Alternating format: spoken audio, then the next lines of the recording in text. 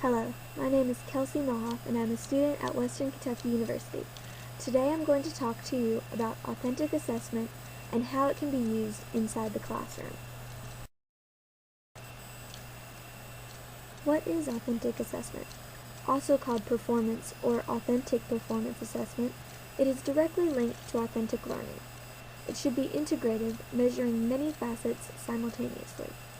It should also be related to the instruction and curriculum of your school or classroom. A good authentic assessment should have some connection to the real world and be an application of learning. It is a good tool for evaluating progress and development directly related to a child's development and achievement, as well as evaluating whether a program is meeting the needs of its young students.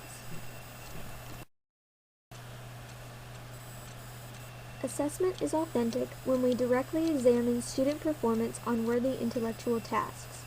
Authentic assessments require students to be effective performers with acquired knowledge. They also present the students with the full array of tasks that mirror the priorities and challenges found in the best instructional activities, such as conducting research, writing, revising, and discussing papers, providing an engaging oral analysis of a recent political event, collaborating with others on a debate, etc. Authentic assessments can attend to whether a student can craft polished performances and/or products through thorough and justifiable answers. Authentic assessment is designed to evaluate how a student uses new learning rather than how much he or she remembers. It allows the learner to demonstrate problem-solving skills, application of knowledge, and communication of the new information. Although paper and pencil tests may continue to be used, the emphasis is on performance tasks like portfolios, demonstrations, and presentations. The types of authentic assessments that I will be discussing in the following slides are interviews, contracts, directed assessments, games, work samples, projects, and portfolios. Interviews can be especially appropriate for younger children who cannot yet express themselves with a paper and pencil activity. Interviews can be either unstructured, structured, or diagnostic. Unstructured interviews can occur when children are playing, working in centers, or otherwise engaged in classroom activities. Structured interviews are planned by the teacher and conducted to acquire specific understandings about the child. Diagnostic interviews determine a child's instructional needs, may be informal or structured, and are directed more at understanding what kind of help the child needs through their responses. Contracts provide a plan between a teacher and a child and is a record of the child's progress. They can also be used to record accomplishments of skills and concepts. A teacher and a child can use it as a guide for conferences and interviews, or as a recording system for the teacher to indicate when a child has completed an objective or needs more opportunities to interact with a concept.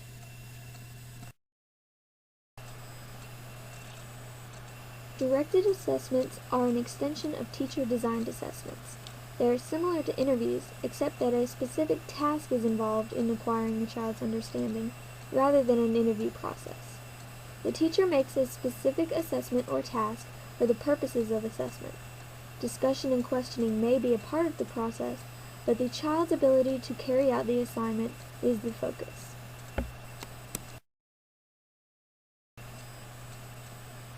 Games can be used to understand children's progress with a skill or a concept.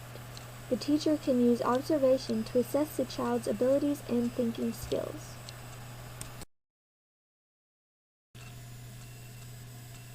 Work samples are examples of all types of children's work that can demonstrate the child's developmental progress or accomplishments.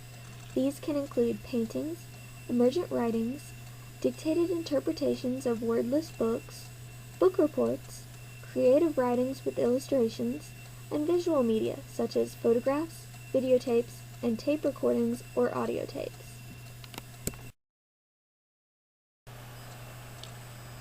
Projects are activities conducted by a student or by a group of students that are lengthier than a classroom activity conducted during a single class period. These can be part of a unit of study or part of a theme that is studied in a classroom.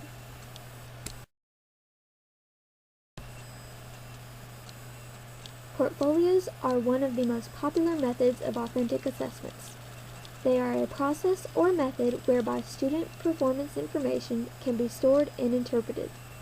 These may contain examples of papers that students have completed, as well as checklists, anecdotal records, summary reports for a grading period, and any other materials that both the students and teachers think are relevant to demonstrate the student's performance.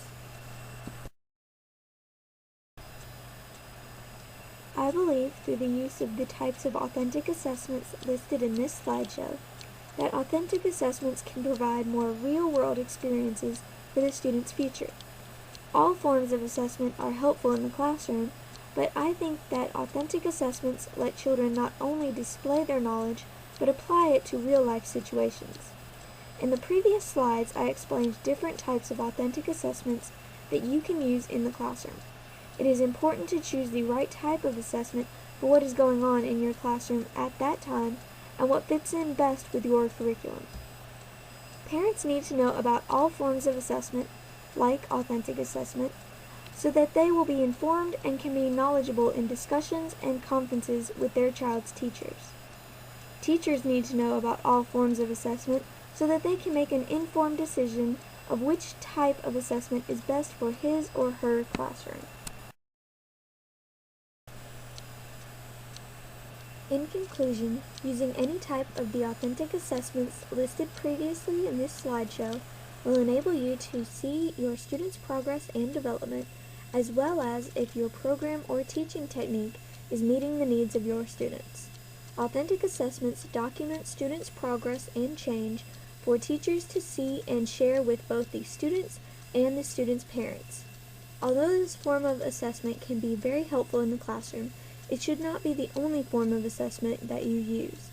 It is helpful to both the students and you as a teacher to use any form of assessment available to you.